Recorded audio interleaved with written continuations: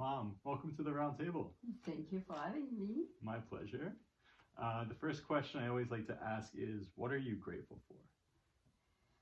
That's a big one. I guess now that I lost both of my parents, I'm grateful for my roots. I always have been, but I think now I realize how grounding it was. And not just the French culture, but who they were, and the values they gave me. Yeah, what are the values that they gave you? The values that they gave me, I guess, do things the best you can. A value to surrender to the divine.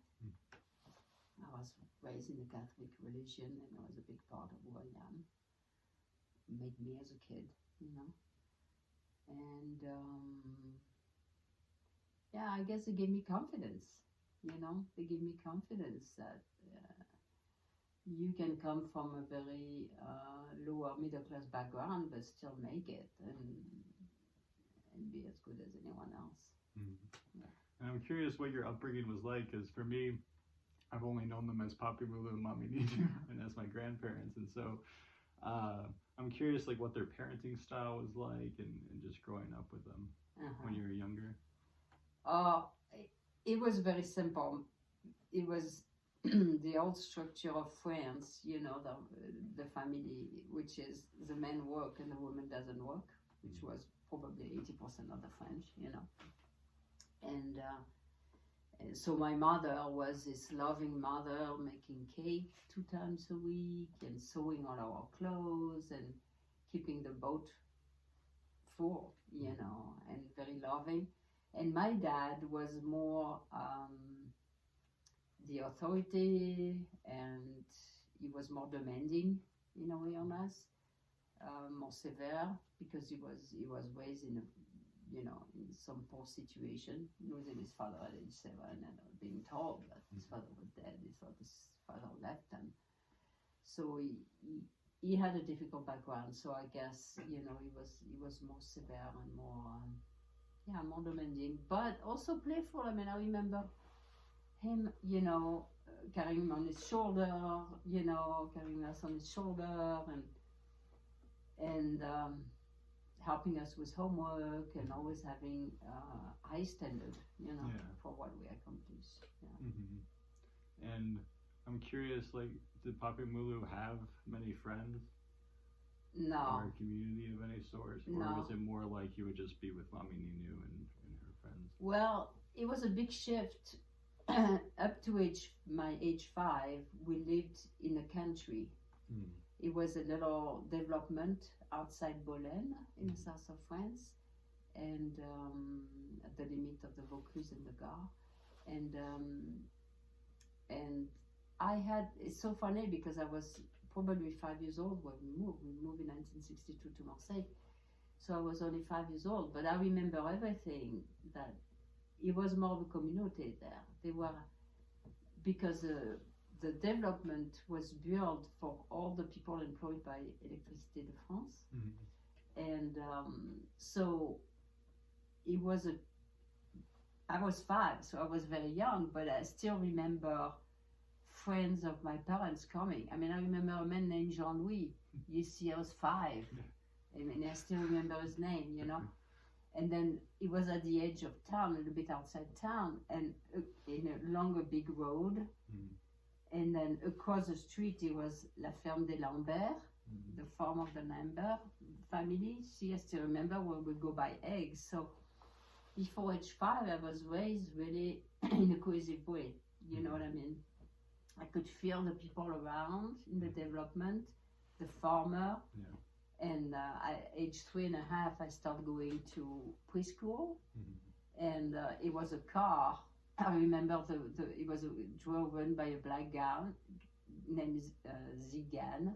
You see, I mean, I remember everything. I was 5 when we moved. I remember everything. So he was picking up all the kids and dropping them at school, And and he was picking me up at school. I mean, I was 3.5, 4 years old, 4.5. I mean, very young, you know.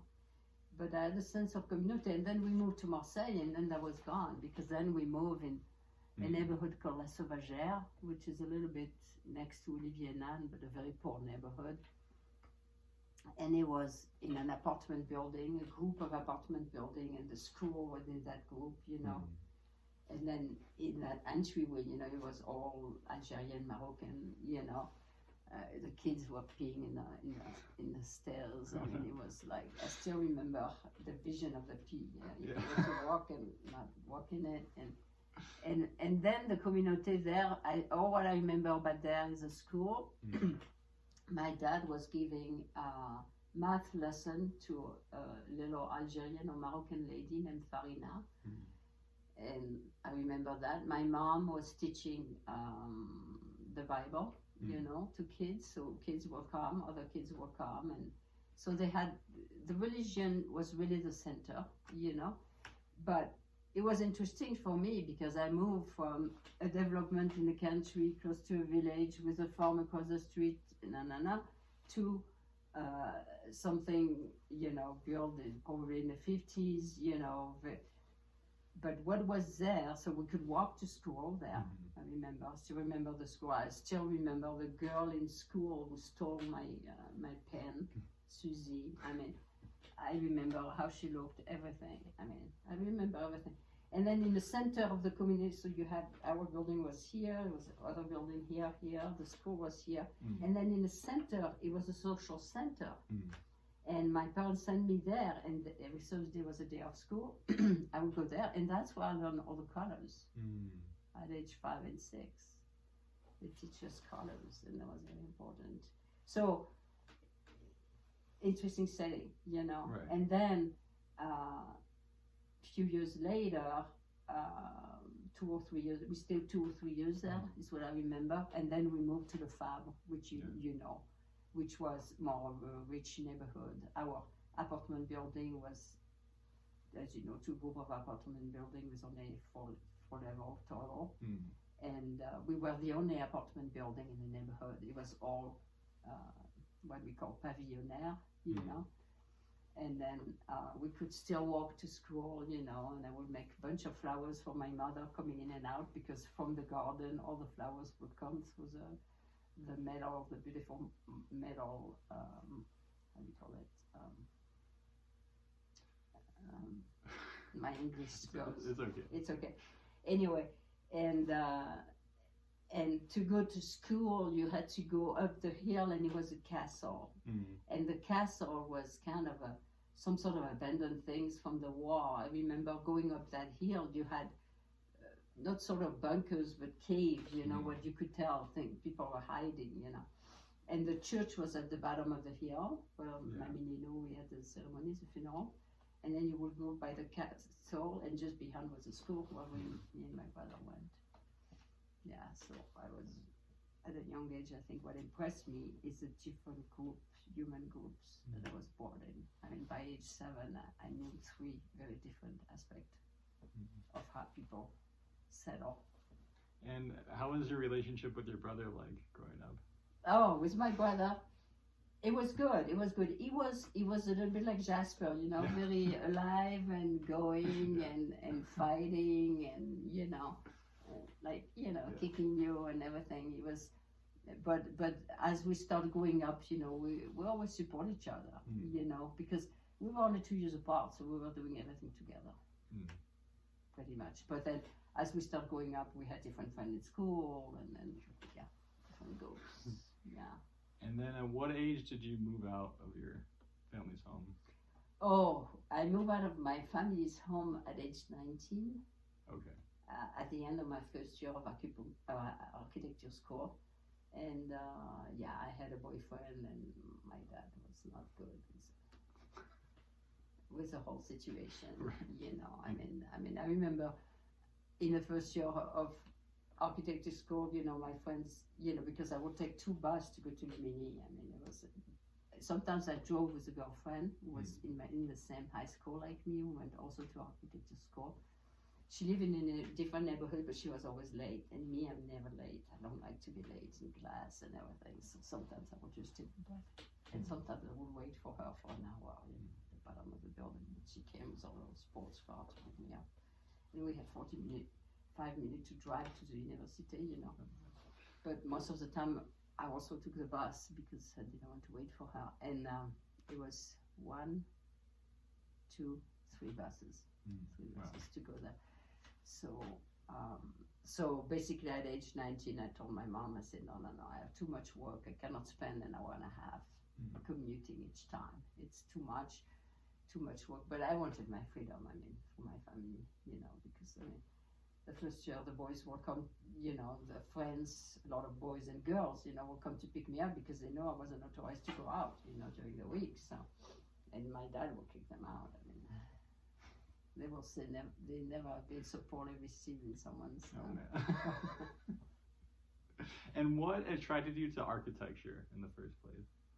Well, you know, it was out of the blue a little bit, but as I explained deeply, at a young age I was exposed to 3 different ways of living, and I think that explained the direction I took in architecture towards human development and towards building communities and city architecture. But it was a kind of a fluke. I was in the high school in France is I think a little harder than it is here, in the sense that you have to pass the baccalaureate, you know. And I could see that I had a creative side, but it wasn't developed. And I was taking drawing lesson to the end when you could have dropped it, you know, in high school. And I really enjoyed it. You know, we were doing sculpture, clay sculpture, metal sculpture, drawing, you know. And even if I wasn't a good drawer, I could tell I had a great creative side. And so my parents saw that I had that in me, so they sent me to a camp when I was 17 and 18 with EDF, you know, you could do those camps. So I took an art camp. And one day I heard that conversation between 2 young people, you know, they were all between, you know, 16 and 18 or 19, that one was in architecture school and another one was going. And I said, well, yes, this is what I want to do. This is it. This is it. That one conversation I heard stick in my head, and then I told my parents. I wasn't well received because there was hardly any woman architect at the time.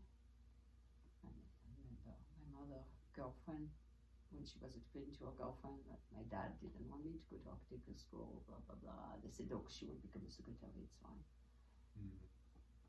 Have learned how to type, and which I never learned. That's the irony. And that's the irony. I still type with one finger. Anyway, so and the thing is, when you enter architecture school, it's 6 years minimum. So three group of 2 years. And if you drop, you have nothing. Like if you drop at year 4, you have no degree, no equivalence with anything, because it wasn't part of the university, it was part of the government, les Beaux-Arts, you know, and attached architecture and Beaux-Arts art school were together.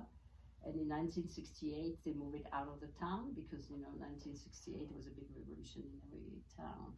And of course, architecture school and art school were the fertile ground for revolution, you know. People had time without creativity to think about how to change the society. So they decided after 1968, after all the student movement, to move the schools outside of town. So that's how they built it out. And that's why I had so much travel to do anyway. Yeah, and I'm curious what the culture was like in architecture school. Was it more competitive, collaborative? Like, how did you? Oh no, it was wonderful. Oh, okay. It was wonderful because I arrived, I was 18 years old, looking 16, you know. And I was with people who were 30, 35. Some people who have been collaborateurs d'architectes, you know, not really architect, who decide to become an architect, who will come and start the process, you know, and do the work on the side on the weekend, whatever. So a lot of people were 25. I mean, I was, me and my girlfriend, Regine Tekatlin, we saw her on the beach one time when we were eating, at the place, at the pizzeria on the beach with Olivia Nunn. A woman passed and I introduced you boys, anyway. And it was wonderful because it was really no competition, in a sense that we had a lot of group projects to do. I mean, it was competitive in the sense that math was selection, and I had trouble with that. But I had a good boyfriend who trained me very well. That helps. That helps, and I passed on my exam, and that was the first 2 years, the selection with math. But in parallel of the selection with math, you had all that creativity where they teach you by doing paper sculpture and things to think inside out and outside in, and anyway, it was a wonderful. I mean, I recommend anyone to go to architecture school because it's really you can do anything. You can do anything from there. You can, when you learn to be creative and you learn how things are created and how you can create them, you free up your life. Oh. So for me, it was a freeing experience. But I was really like,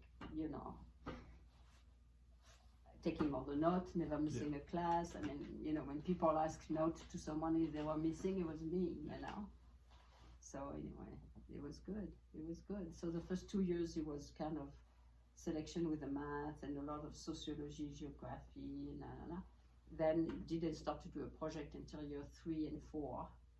And then 5 and 6, you complete all your unité de valeur, your credit, and you prepare your thesis.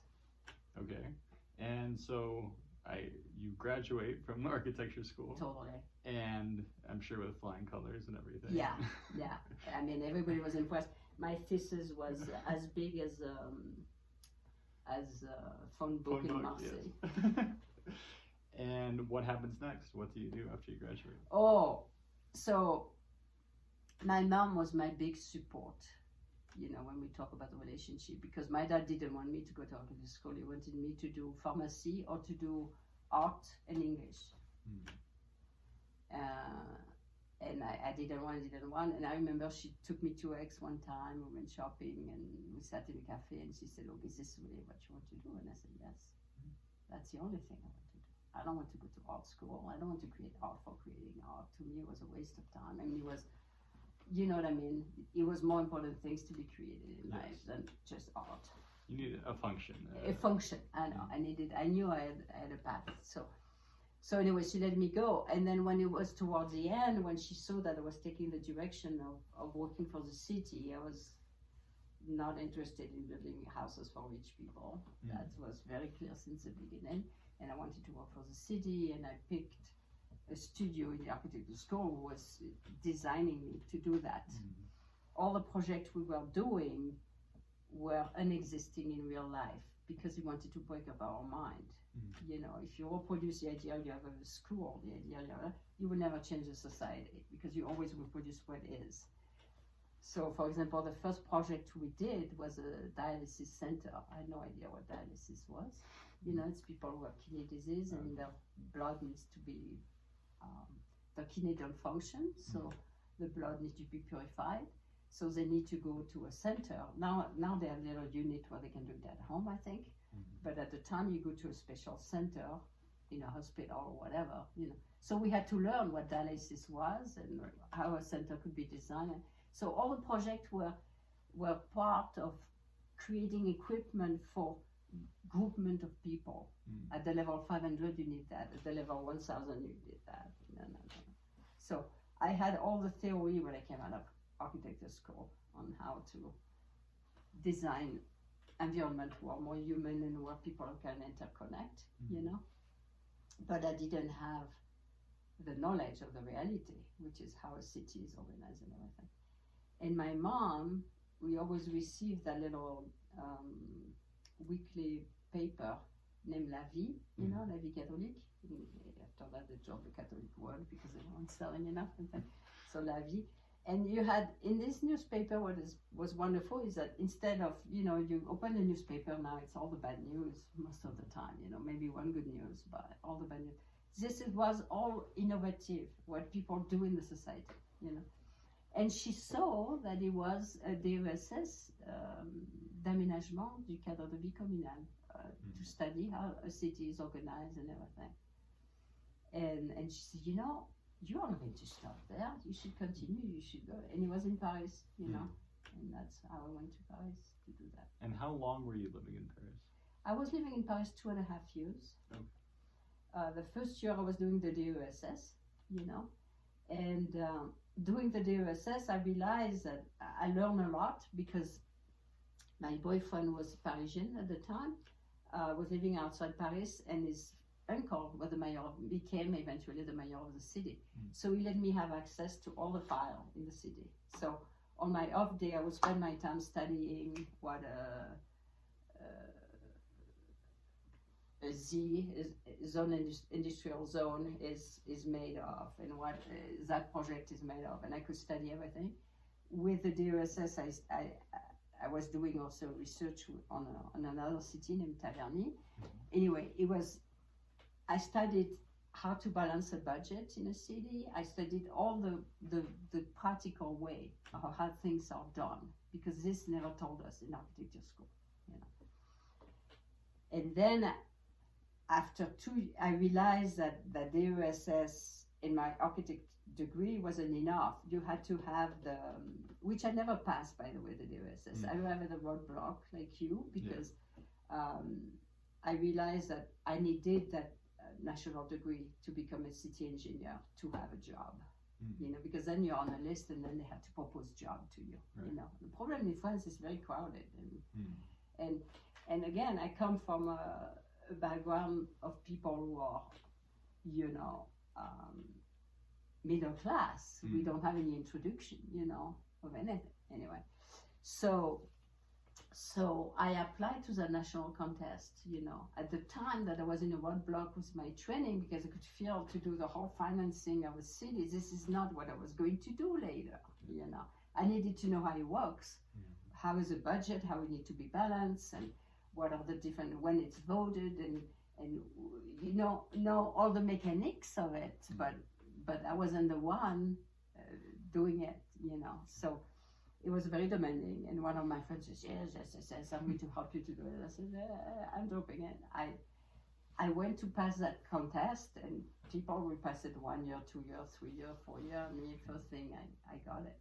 It was all oral, and I think I got it because they saw my passion for what I did in architecture school, what I was doing in my training, and what I was doing with that uncle, Mayor City, studying all the files. I mean, I had, you know, so, and I was working, you know, in Paris selling bags. So 2.5 years. So I tried to apply to job. I never found jobs. So then I said, look, I go back home. And I'm going to go to the city and say, I have an architect degree, I have an engineer degree, I just need a job. And this is what I did. Wow. I know. And I'm curious, just based on where you grew up in Marseille, going to Paris, I mean, was it a tough transition culturally at all? No, it wasn't tough because I had my girlfriend Claire, that you know, was at age 13, you know, we were in high school together, and she was in love with me, and she always invited me to Paris, you know. So my parents, my Christmas present from age 13 to whatever was the plane ticket, the train ticket to go to Paris with a little extra money to spend a week there.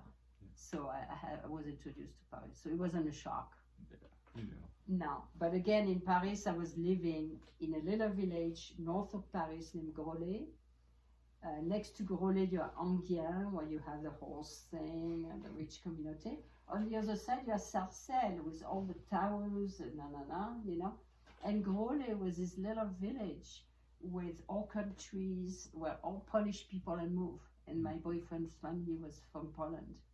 And they were absolutely lovely, and they embraced me. Yeah. And how long were you with that boyfriend? I was with him, he moved into Marseille. I met him visiting Claire in Paris one time.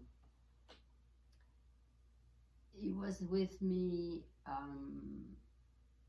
probably the last year of my degree in architecture school. So I passed in 1982. So from 1981 to 1985. Okay. Something like that. Mm. Yeah. Something like that. And now I'm wondering, when does my father come into the picture? when Oh, yeah. How your father come into the picture? Well, it's very simple. Jean-Michel, my boyfriend, was he was sick. He had epilepsy. And that was a big challenge. So we were always, when we were in Paris, what we were doing, besides me doing my training and everything, we were always searching for therapy and stuff. And we did a training in hand healing with a healer outside Paris. And we did the whole training, and he started treating people. You know, we had a table in our little apartment in Paris, and he would do hand healing on people and everything. And then we decided to do Tai Chi, you know, so we did the whole training of becoming a Tai Chi teachers. And then when we moved back to Marseille, he was doing his hand healing, and then we were doing the teaching Tai Chi in the park, really, you know. So basically through Tai Chi, we heard about Qigong, which are the basic exercise of very simple energy work, self-healing, to maintain your energy. And then we heard about that teacher coming from China who knew some Qigong exercise. And in France, the whole world of Tai Chi and Qigong was very mystical, and the people would charge, we would pay for that class of Tai Chi like $500 a month, which was a lot of money for us at the time when you're, you know, working on the side, being a student. And my boyfriend and I went to the class, and Jake would give polycarp of all the exercise. I mean, demystify the whole thing. It was wonderful. Yeah, that's all I met him. And did you feel like his teaching was like the most clear for you, or did it stand out in some way, the way he taught Qigong? Or yeah. He stand out in the fact that he demystify it and he give you the exercise. So practically, because it's one thing to take a workshop and do some exercise guided by someone, it's another thing to have the polycarp, the paper, and you say, okay, exercise number 1, and you do it every day. Yeah. And after I met him, I was doing it every day. Every single day, because at that point I was a city architect, and it was very stressful. I was working pretty much 7:30 at work. Yeah. And sometimes I would leave at 7 or 7:30 sometimes to work on. And I would do my project on my drafting table at home, the conceptual design. I always did conceptual design because I had draftsmen and I had technicians working for me. So I just did all the concept meeting with the head of the buildings, you know, to see what their needs were. Report to my director to say, this is what they say, but this is what I see, this is what we should program. You see, this is where my training in architecture was very important, because I could go to the important, you know, see what is dominant. It was, for an example, it was at le Centre d'Information, the Center for Information in Marseille, for the people, the tourists who arrived, was on top of the Canebière, you know. Top of the Canebière, you not only you couldn't see it, but in front you had an alley and it wasn't connected, you know. So those people call me and they say, well, we want to redo the front door, you know, blah, blah, blah. And I go and I say, this is an information center, there is nothing displayed, you have to go upstairs to find out. I say, this is not a front door you need.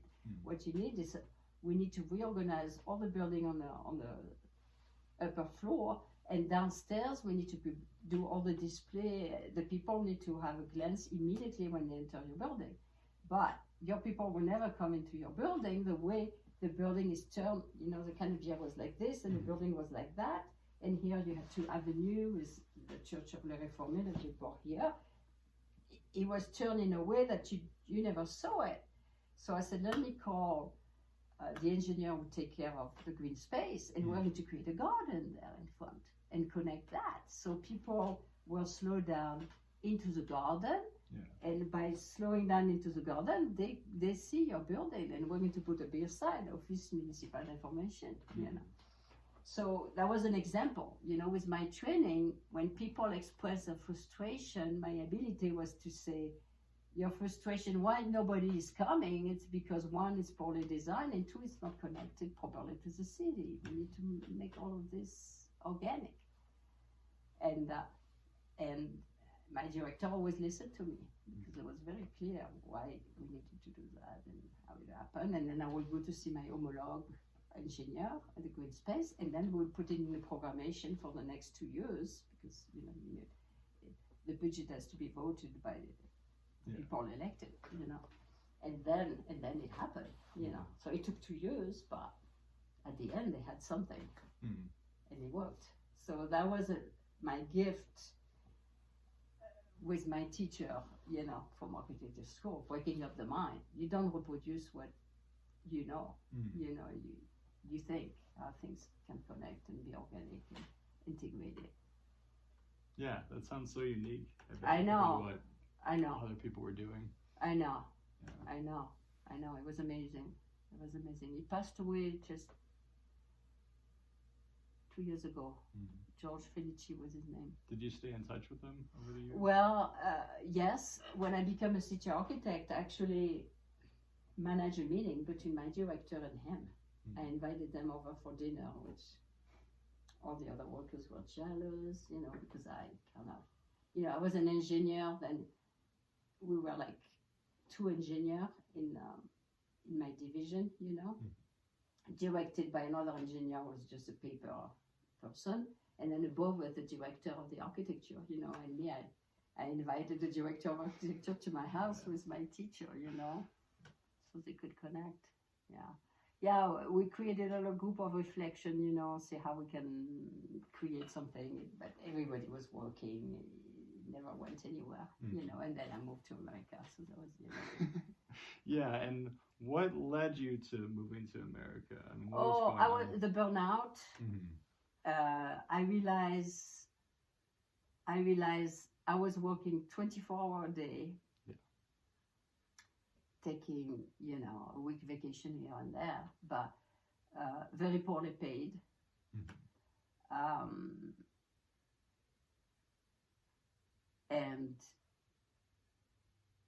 And to do my job well, you know, most of the architects were employed by the city. It was a side job, the city job. It was like something will come in their bank account and they will do the best they do, but it was a side job, and they kind of gave up, you know, a little bit.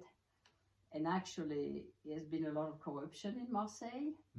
So most of the, I was a young architect, you know, but all the architects were put in one division called la Division des Grands Projets, of the big project, and it was a perfect closet, because what they were doing, they were supervising other architects doing the project for them. And then they were doing their private practice, you see. So, wow. And then they bring all young blood like us, dedicated, working, no corruption, blah, blah, blah. That's why I got the job. Okay. But I could feel I was in a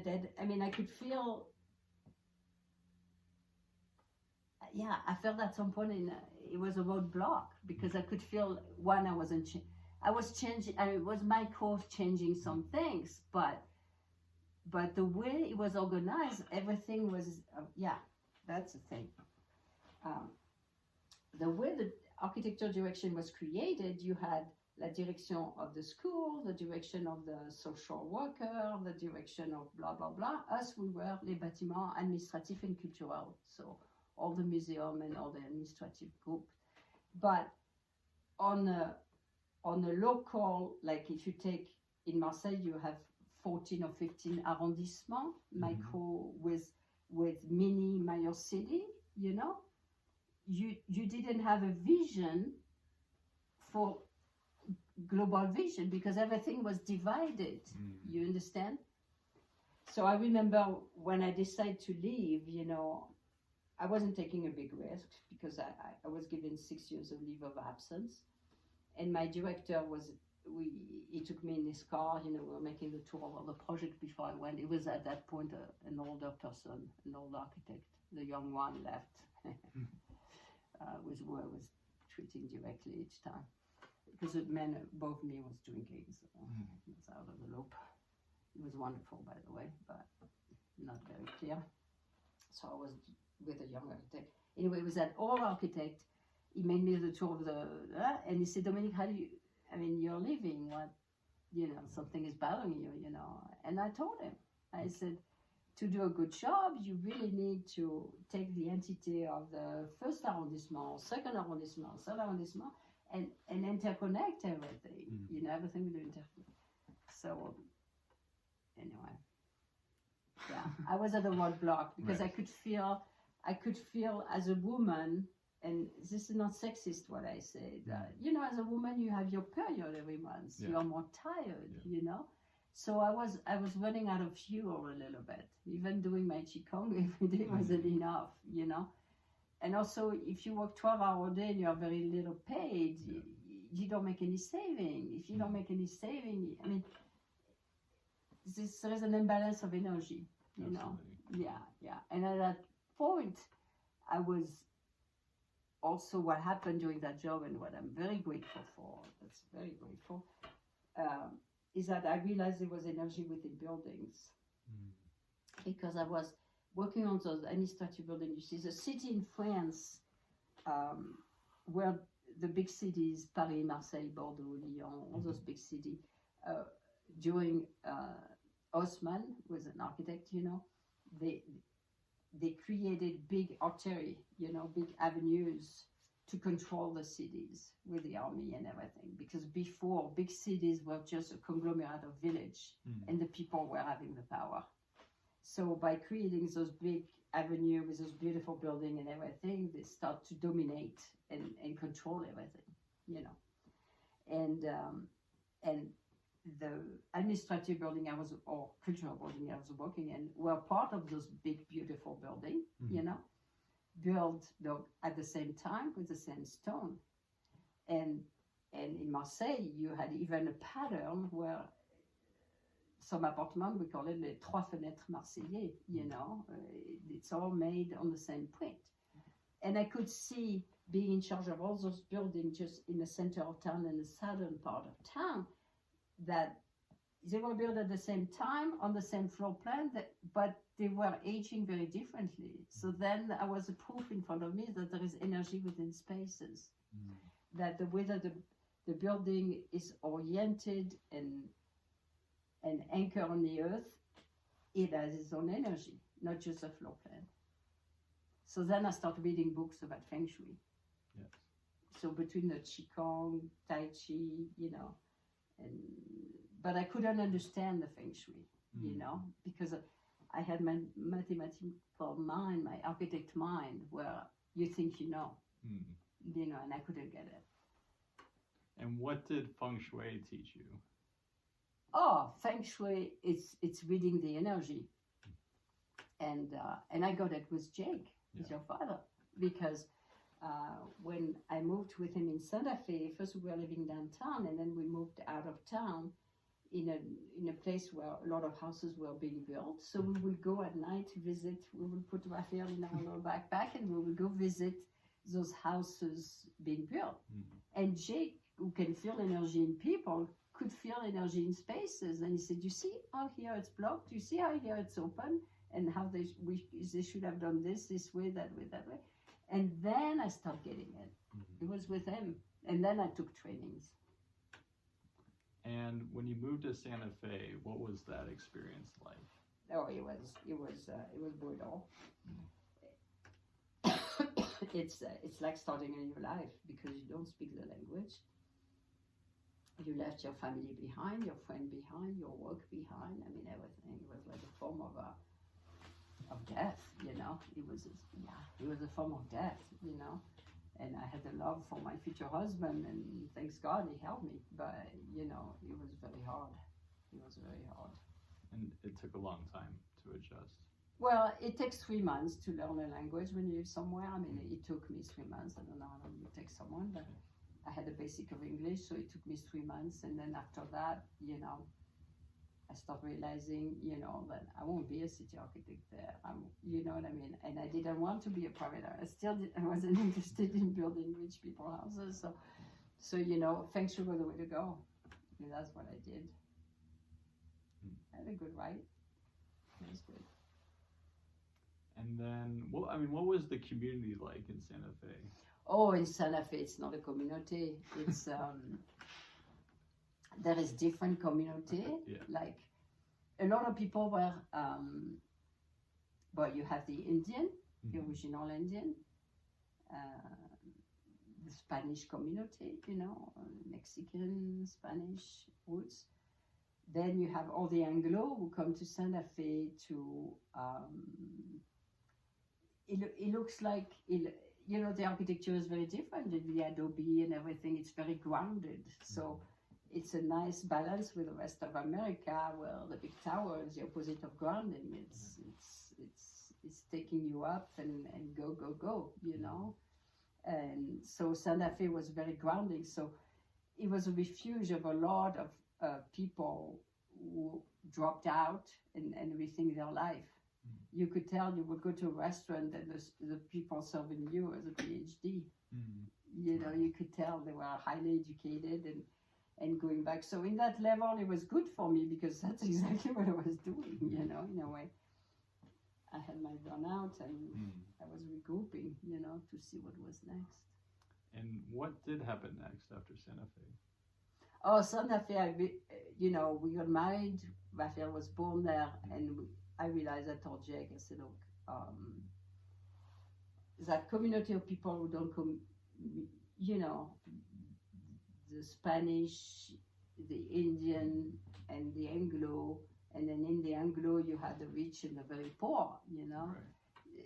Nothing, it's a mosaic of culture who don't connect, you know. So that's how it felt to me anyway. So I said, look, I didn't change my whole life to live this, and I certainly don't want to raise my children there.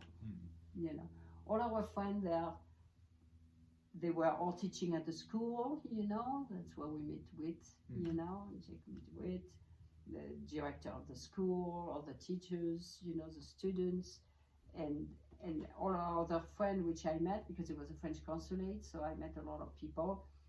They were artists, you know. It's perfect ground for people who can live from their art.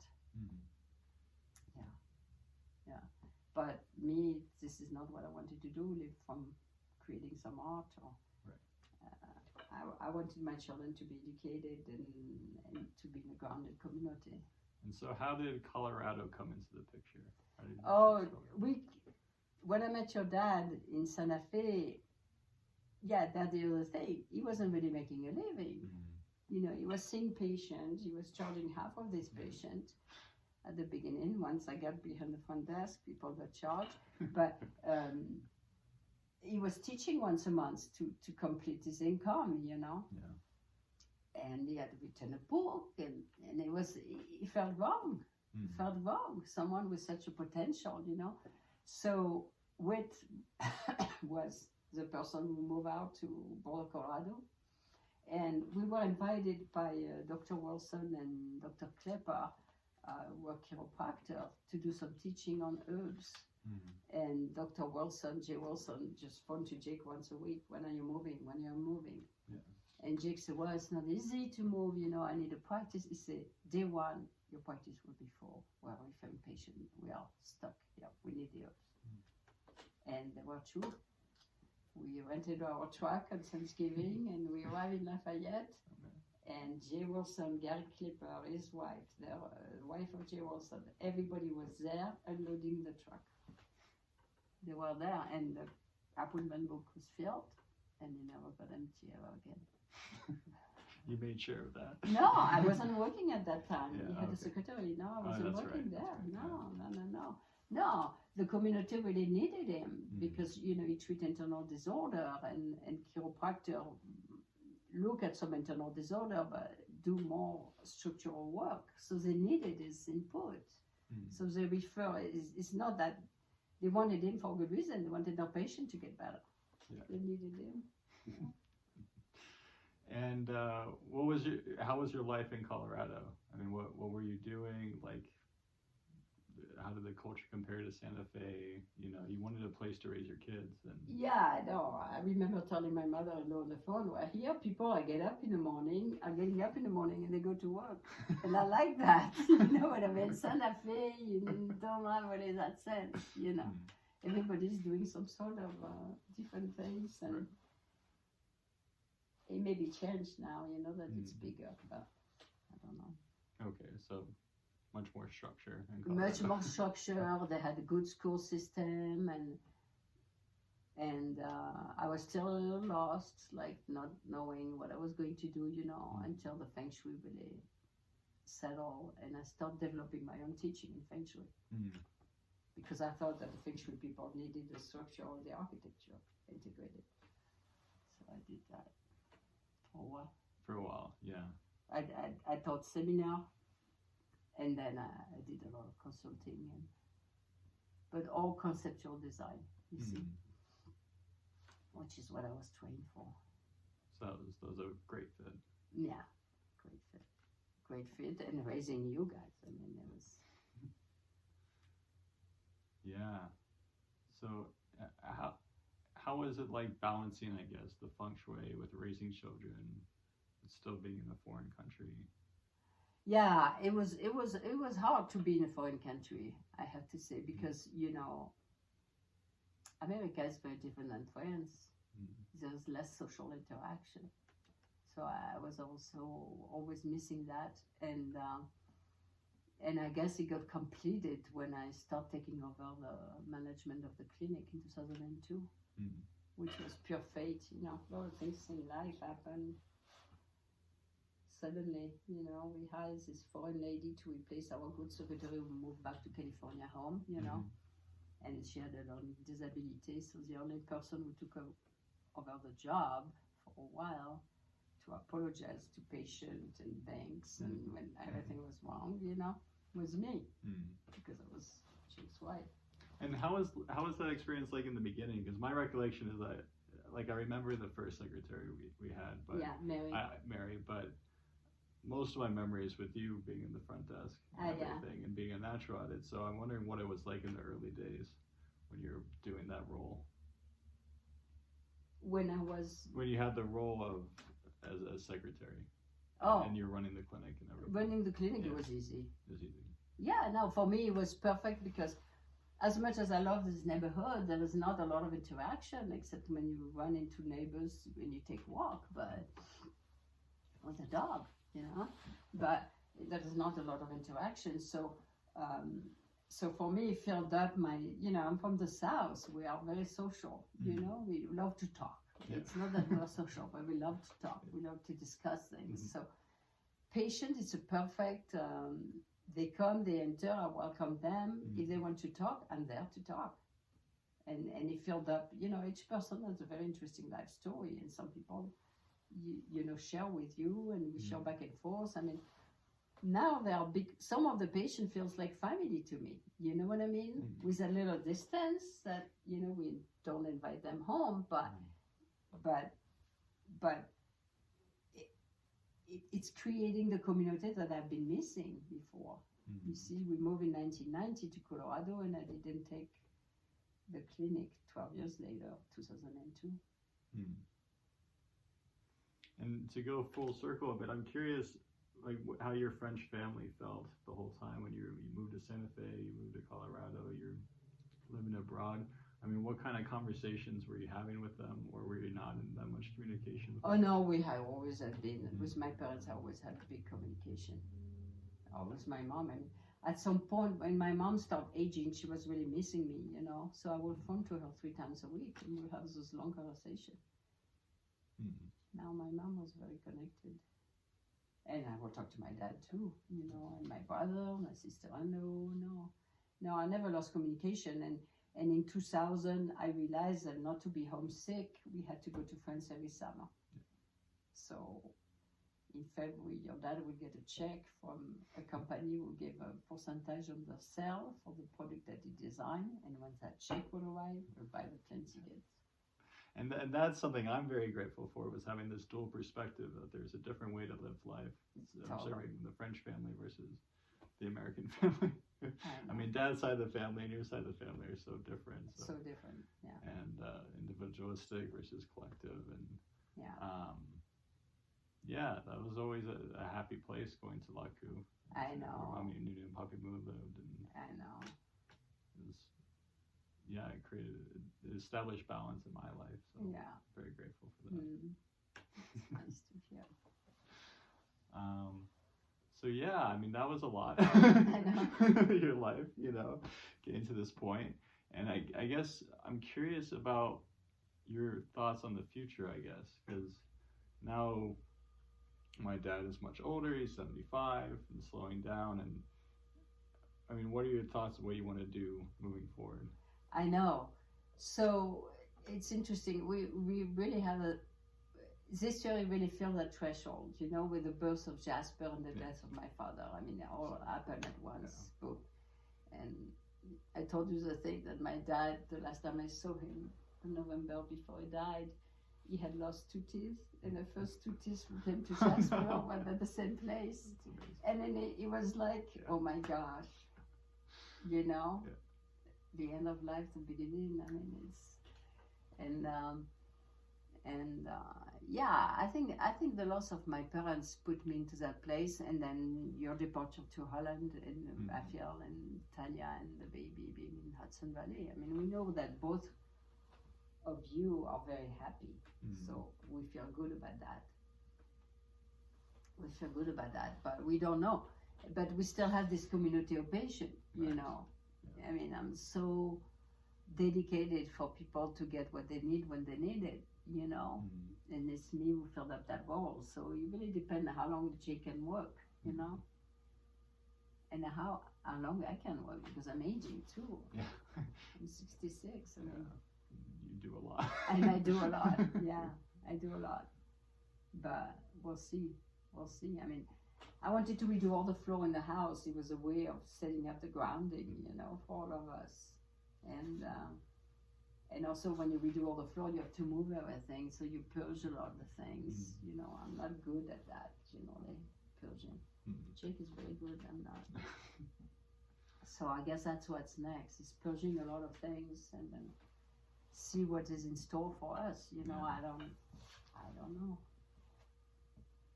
Maybe I go back to my consulting. I don't know. When, now that I realize is that there is what you want as a person. As you grew up, you realize your potentiality, slowly, and you start trusting them and expressing them or not expressing them because blah, blah, blah. But there is a trust in life. There is a spirit of life, I mean, the succession of the season, when you see things coming out of the ground every year in spring, and things dying in the fall, there is a spirit of life that is there, and that's what more and more I rely on, I mean, what we went through with your move to Holland, I mean, at some point I said, how we're going to do it? And then I said, no, don't think about that. Yeah. Just do it. And we did it, and look, everything happened perfectly. Yeah. So this is the way I look at the future, just do what needs to be done. I know I need to purge the storage now. We need to finish to purge upstairs, Jake's office, my bedroom, blah, blah, blah. Continue the purge, simplify, and then we'll see, And then we have a place in France, if you want to go there. So we'll see. But right now, I mean, all of the patients are so grateful that Jake is 75 and still working, because they need it. And I can see why, because he's filling up a gap between Western medicine and chiropractic, and he's filling up a gap.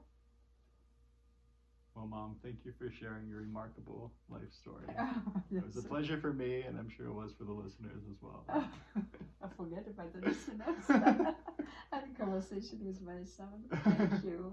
You're a wonderful interviewer. Oh, thank you. Thank you for having me. Yeah, my pleasure.